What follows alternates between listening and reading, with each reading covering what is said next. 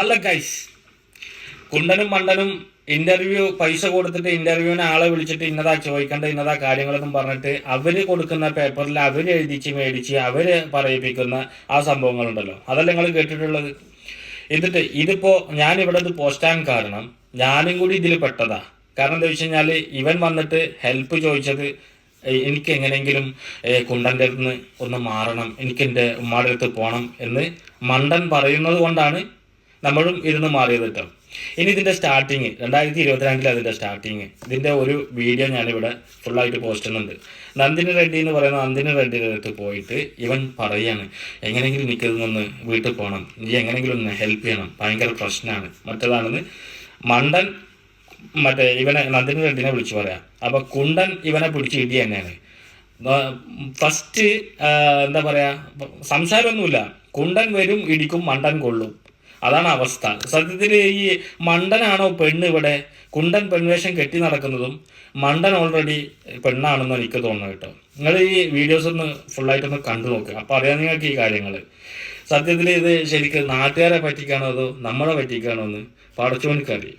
ഇവർ ഭയങ്കര സംഭവം. എന്നിട്ട് ഇവർ പറഞ്ഞെന്താ അറിയോ, ഓടി ചേച്ചി ഈ മണ്ടനും കുണ്ടനും കൂടി ഇരുന്നിട്ട് ലൈവിൽ ഇരുന്നിട്ട് പറഞ്ഞിരുന്നത് ഇവര് നന്ദിനി റെഡ്ഡി ഇവനെ വിളിച്ചു വരുത്തിയിട്ട് റൂമിൽ കയറ്റിയത് ഇവൻ മുങ്ങാൻ വേണ്ടിയിട്ട്, ഇവൻ എങ്ങനെയെങ്കിലും കുണ്ടൻ്റെ ഇരുന്ന് മണ്ടനേക്ക് മുങ്ങണം. അതായിരുന്നു അവസ്ഥ.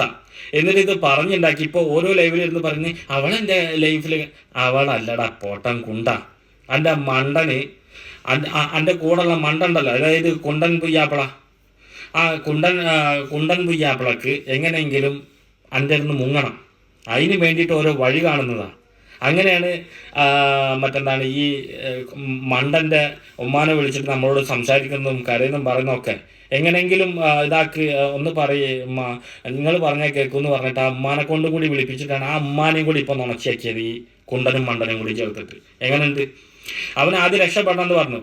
പിന്നെ ഈ അന്നും ഇവൻ്റെ ഒരു അവസ്ഥ എന്താ അറിയോ, അന്നും ഇവൻ ഈ നന്ദിനി റെഡ്ഡിയുടെ അടുത്താണ് പോകണമെങ്കിൽ നന്ദിനി റെഡ്ഡി ഒരു പെണ്ണല്ലേ, പെണ്ണിൻ്റെ അടുത്ത് പോകുമ്പോൾ ഒരു രസമുണ്ട്.